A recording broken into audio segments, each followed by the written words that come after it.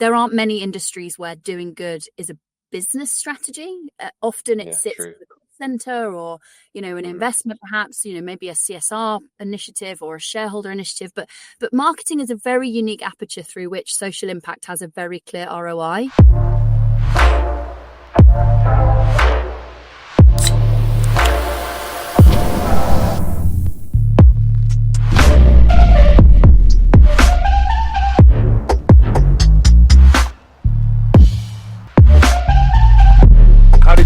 To that, it'd be interesting because it's quite a unique approach to ads online. So like what kind of brought you to Goodloop, as it were? Well, I've always worked in advertising. I've always sort of had a bit of a love-hate relationship with our industry. I think most people do. They do, yeah. Depends on the day as to how much love and how much hate. I started my career at Ogilvy, and so very classically trained advertising agency world, and spent a large chunk of my time making very glamorous fabric conditioner ads. Nice. I think I learned some quite formative things in that process. I learned that to build a brand, you have to talk about something more interesting than fabric conditioner. And when a consumer is at shelf deciding between fabric conditioners, they're all roughly the same price. They all kind of look the same. They all smell the same. They all clean your clothes. So differentiation and price desensitivity and a lot of those sort of long-term customer values, they come from something deeper and more meaningful and more interesting. And so I think that experience kind of grounded me in the strategic role of good in our industry. And I'm fascinated by that because there aren't many industries where doing good is a business strategy. Often it sits at the cost center, or an investment, perhaps, maybe a CSR initiative or a shareholder initiative. But marketing is a very unique aperture through which social impact has a very clear ROI, and I think that's really, really interesting.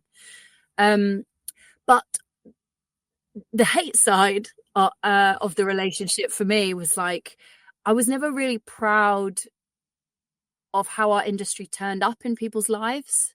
A lot of advertising, especially online advertising, is quite interruptive and unpleasant, and just sort of follows you around the internet trying to sell you a handbag you looked at once. And it just seemed to me like those two concepts were so sort of opposed. A brand wants to stand for something and be meaningful and talk about something that matters, whilst also showing up in these shitty ad experiences that are quite unpleasant online.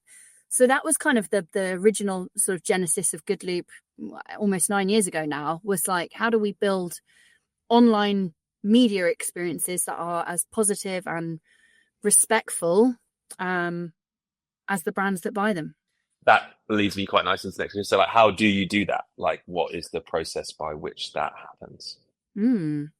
So we have two arms of the business. We have Goodloop, and then we have Good Measures. Goodloop is a media technology company that embeds social impact into the ad experience. So if you don't press that tempting skip button, or if you don't scroll past your Instagram stories, or if you don't skip past your ad on Spotify, then you unlock a donation funded by the advertiser. So the advertiser gets significantly higher engagement rates, and the user gets to do good for free. And through that mechanic, we've raised over $12 million for all sorts of charities around the world, and delivered some really, really amazing results for our advertisers. On the Good Measures side, we actually we go under the hood and we look at the social impact from a much more structural perspective, measuring and working to reduce the environmental impact of the ads that we serve across the internet.